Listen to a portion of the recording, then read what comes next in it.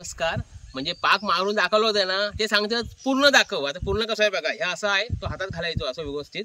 हातात घातला ना की रशी अशी गुंडाळून घ्यायची पटापटापट. हे बघा अशी गुंडाळून घ्यायची. आमची रशी असतात मोठी. हे बघा असे गुंडाळून झालेत ना, असे गुंडाळून झाले की हो पाक आहे ना असं फक्त हे करत जायचं. बघा डबल डबल डबल करत जायचं. डबल असं या खालचं पिळायचं सोडून घ्यायचं पूर्णपणे. पिळ असलो तर ते सोडून घ्यायचं आणि नंतर मग शेवटचं पण असं डबल घ्यायचं. हे बघा हे असे डबल घ्यायचे, कृती डबल डबल डबल घ्यायचे आणि नंतर मग मारायचं कसं बघा. आता तो काही भाग आहे ना तो असं असं घ्यायचं, हातात घ्यायचो. एक डबल घेऊन असं हातात घ्यायचो आणि परवा सांगितलं तसं हे असं हातावर ठेवायचो. असं हातावर ठेवायचं आणि नंतर मग ह्यातलो एक भाग आहे ना किंवा एक भाग असं घ्यायचो व्यवस्थित.